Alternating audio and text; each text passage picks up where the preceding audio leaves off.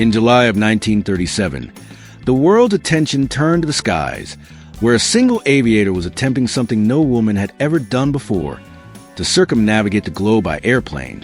Amelia Earhart, already a household name for her daring flights across the Atlantic, set off with her navigator, Fred Noonan, in a twin-engine Lockheed Electra.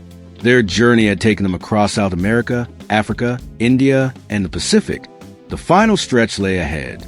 But then, somewhere over the vast ocean near Howland Island, their voices faded into static and contact was lost. Search efforts began immediately. The U.S. Navy deployed ships and aircraft in one of the most extensive rescue missions of its time, yet no trace was found. Earhart's last recorded words hinted at confusion, overposition, and dwindling fuel. For decades, theories have tried to fill the silence she left behind. A crash into the sea, a landing on a remote island, or even captured during a time of growing global tensions. Archaeologists have examined coral atolls. Divers have scoured the ocean floor, and historians continue to sift through radio transmissions and fragmented evidence. But the sky has kept it secret.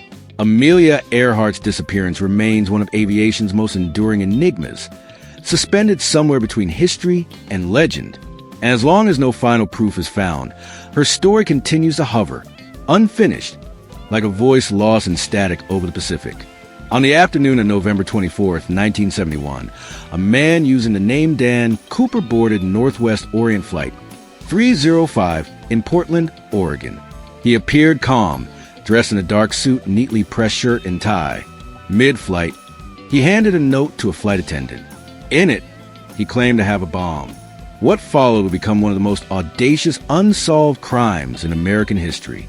Cooper demanded $200,000 in cash and 4 parachutes. At Seattle-Tacoma Airport, the plane landed and his demands were met. Passengers were released, but Cooper kept the crew aboard. He ordered the aircraft to take off again, heading south toward Mexico at low altitude and slow speed.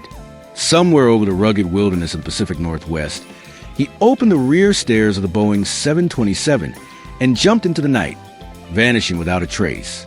Despite extensive searches on the ground and in the air, no sign of him was ever found. Years later, a boy discovered a bundle of decayed $20 bills buried along Columbia River, confirmed as part of the ransom.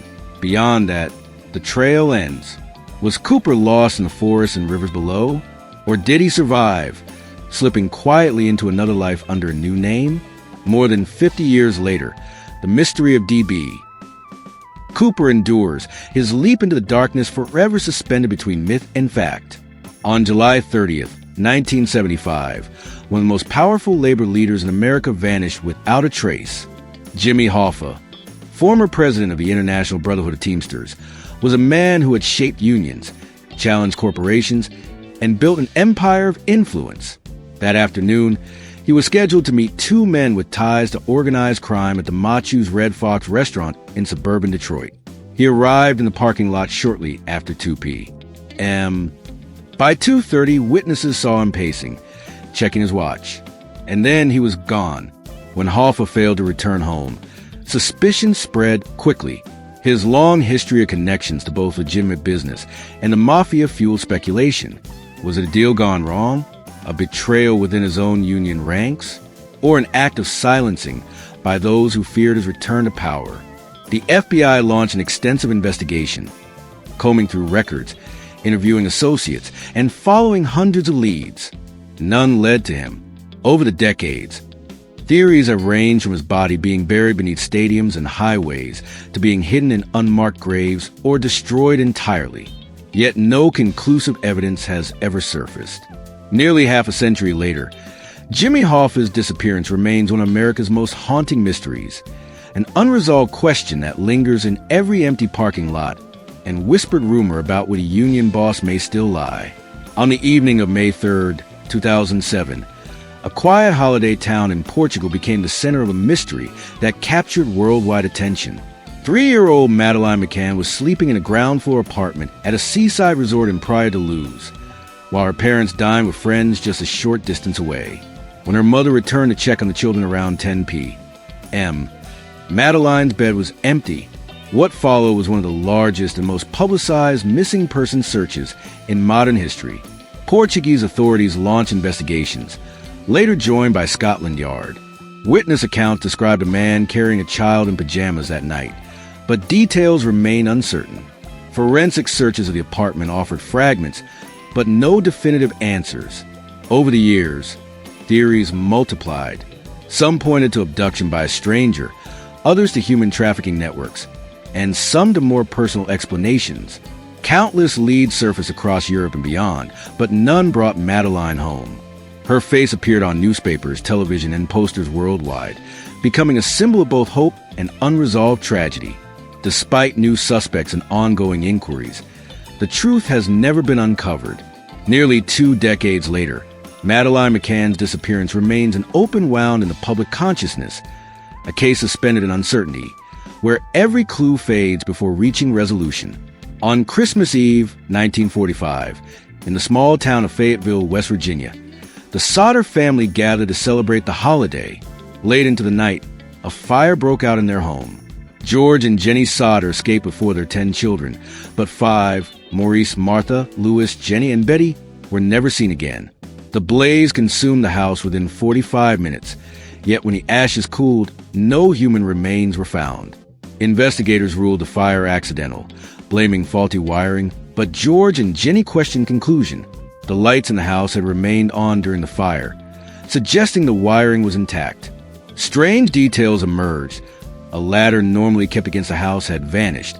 A truck used for water wouldn't start. And witnesses reported seeing the children alive in the days that followed. For decades, the Sauter pursued every lead. They hired private detectives, distributed flyers, and even erected a billboard along a highway with the children's faces. Over time, rumors spread of kidnappings, mistaken identities, and cover-ups, yet no evidence ever confirmed their fate. Today, the case lingers in a realm between tragedy and enigma, where the Sauter children lost of fire or taken by unseen hands, their story carried away into silence. The unanswered question continues to burn, like embers that never fully fade. In November 1961, Michael Rockefeller, son of New York Governor Nelson Rockefeller, traveled to the remote swamps of Papua New Guinea, an eager collector of indigenous art. He had been documenting the lives and traditions of the Asmat people, but during an expedition along the coast, his boat capsized. While companions clung to the vessel, Michael set out to swim for shore, a distance of several miles across treacherous waters. He was never seen again. Search efforts were immediate and extensive. Planes, ships, and local guides scoured the region, but no trace emerged. Official reports suggested drowning, yet doubts persisted. The Asmat territory was largely unexplored by outsiders, and whispers of more unsettling fate took hold. Rumors of tribal conflict, ritual practices, and encounters with headhunters. Over the years, travelers and anthropologists reported fragments, stories of foreigner captured, artifacts of Western origin, and unsettling confessions. Despite investigations and books exploring every possibility, definitive proof has remained elusive. No body was recovered, no belongings confirmed, and the truth remained hidden within dense jungle and guarded traditions. More than 6 decades later, Michael Rockefeller's disappearance endures as one of the most haunting mysteries of the 20th century, an unfinished story that lingers where ocean meets rainforest, suspended between history and legend. In 1913, celebrated writer and journalist Ambrose Bierce, known for his sharp wit and darkly satirical works, set out on a journey that would become his final mystery. At 71 years old, he left Washington, D.C., traveling through the American South before crossing into Mexico, then embroiled in revolution. Bierce expressed fascination with the conflict, even writing that to be a gringo in Mexico, that is euthanasia. From there, his trail grows faint. He was last confirmed in Chihuahua, where Pancho Villa's rebel forces were advancing. Letters he wrote to friends placed him near the fighting, yet no further correspondence ever surfaced. Some accounts suggest he joined the revolutionaries, others that he was executed or perished in battle. Still more claim he simply disappeared into the deserts of northern Mexico, choosing a solitary end. Despite searches and decades of speculation, no evidence of his death or burial has ever been found. His disappearance became as legendary as his writings, echoing the themes of fate and uncertainty he often explored. Ambrose Bierce's final chapter remains unwritten. Did he die among revolutionaries, vanish into exile, or embrace oblivion on his own terms? More than a century later, the answer is still lost time, leaving only the haunting silence of a vanished pen. On December 15, 1944, bandleader Glenn Miller boarded a small military aircraft in England bound for Paris. At the height of his career, Miller had set aside fame to serve, bringing music and morale to Allied troops during the Second World War. But somewhere over the English Channel, the plane carrying him vanished into the cold winter sky. No distress signal was sent, no wreckage was recovered, and no body was ever found. Theories soon followed. Some suggest a mechanical failure, or poor weather brought the aircraft down. Others speculated about friendly fire, an accidental strike during Allied bomb runs over the Channel. Still more stories hinted at secret missions, intelligence work, or even capture, yet none were ever proven. Despite searches then and later, the Channel kept its silence. The absence of wreckage left only questions, and the sudden disappearance of such a prominent figure deepened the mystery. Glenn Miller's music continued to play on radios across the world, while the man himself seemed to have been erased mid-flight. 8 decades later, his fate remains unresolved. Did the fog and waves swallow his final journey? Or was there more hidden in the chaos of war? Glenn Miller's last flight lingers as both a wartime tragedy and a mystery that time has never solved. On the evening of December 3rd, 1926, Agatha Christie, already a rising figure in the world of crime fiction, vanished from her home in Berkshire, England. Her car was later discovered abandoned near a chalk quarry, its headlights still on, with her coat and driver's license left behind. For 11 days, the celebrated author's whereabouts were entirely unknown. A massive search followed. Thousands of volunteers scoured the countryside. Police dragged lakes, and newspapers filled with speculation. Some feared foul play. Others whispered a publicity stunt, while still others suspected personal turmoil, as Christie had recently faced marital difficulties. The mystery ended when she was found in a spa hotel in Harrogate, registered under a false name. She claimed amnesia, unable to recall how she had arrived there or what had occurred in the missing days. To this day, her family maintained that she had suffered a breakdown, though skeptics have suggested more deliberate motives. Agatha Christie never spoke publicly about the incident, leaving only silence where answers might have been. Like one of her own novels, the disappearance remains a puzzle, complete with clues, red herrings, and an ending that never quite resolves. Nearly a century later, readers and historians still wonder what truly happened during those lost 11 days.